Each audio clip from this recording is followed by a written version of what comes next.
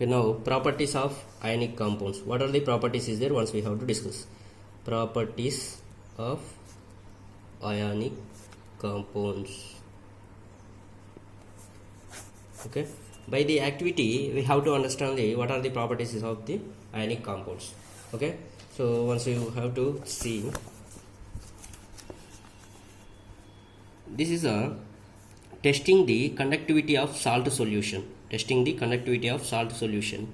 Here in this we have to take the one beaker. In that beaker we have to take the salt solution for the test, and graphite rods. These two are graphite rods. This is a beaker. This is a salt solution for the test.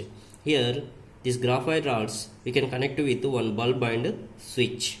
When we are passing the electricity to the solution, that bulb will be glow or not, we have to discuss. If it will be glow means that solution will be conduct the electricity. In the same way, here we have to take the one burner and take the metal samples. Okay, we have to take the samples of the metal, some of the metals, magnesium and sodium, like that, aluminum. We have to take and heat the salt samples on a spatula. We have to take the samples of the metal, iron, something metals, and heat that salt samples on a spatula. What will you observe? One is by the heating and by the conductivity. Okay, these are the two activities. One is this activity is proves the whether metal compounds are pass the conductivity or not, and this is heating a salt sample. So when we are heating the salt sample, that color of the flame will be changed or not. By this activity we have to understand.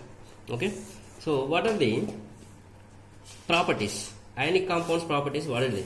Take a samples of sodium chloride, potassium iodide and barium chloride. First we have to take the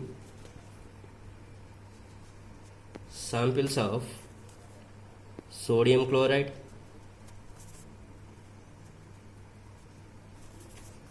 potassium iodide,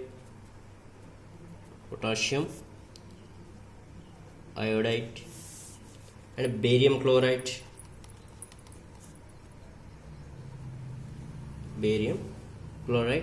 and or any other salts. Other salts also we have to take. And what is the physical state of these salts? What is the physical state of these salts?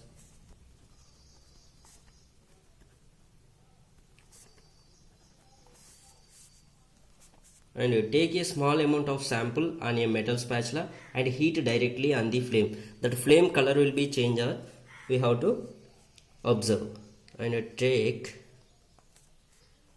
a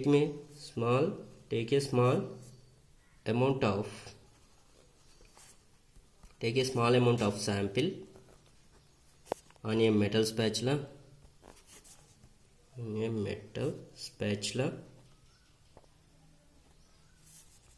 and heat directly on the flame.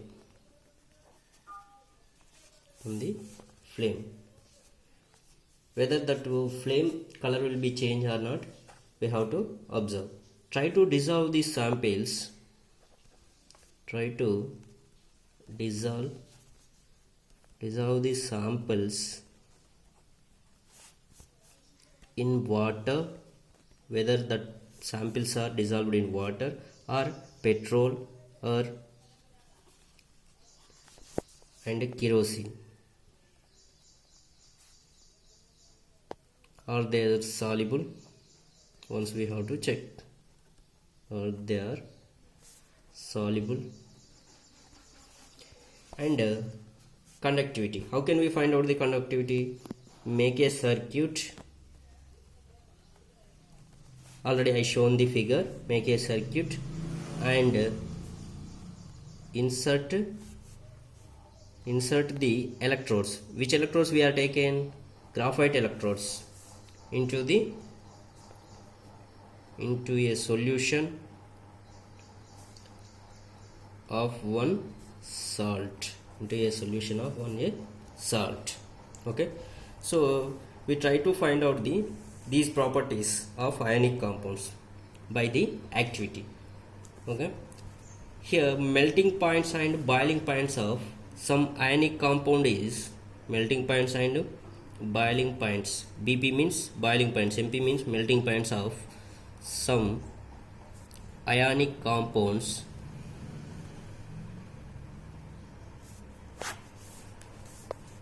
This column is ionic compound. First column is a ionic compound, second column is a melting point, third column boiling point. Okay,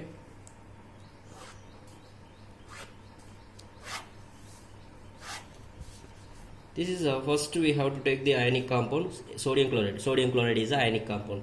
Its melting point is 1074 and its boiling point is 1686. The same way lithium chloride. Lithium chloride also ionic compound. Its melting point is 887 and boiling point is 1600. And calcium chloride. Calcium chloride. Its melting point is 1045 and 1900 boiling point. Next, calcium oxide. Calcium oxide also ionic compound. Its melting point is 2850. Boiling point is 3120.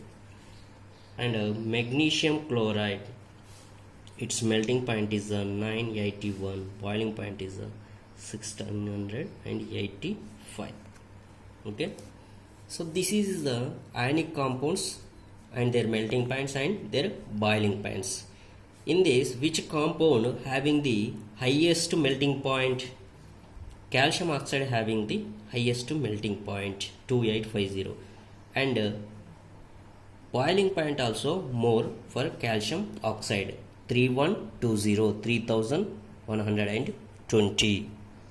Okay, and properties of ionic compounds, what are they? First is the physical nature and melting boiling points and solubility and conduction of electricity. These are the four properties is there. These four properties we have to discuss in the next class, physical state. Whether ionic compounds are solids or liquid or gases we have to discuss, and melting points and their boiling points, and solubility, whether they are soluble in water or kerosene, oil or any petrol, and conduction of electricity, that ionic compounds are pass electricity or not. Okay, these four properties are we have to discuss in the next class. Okay, thank you.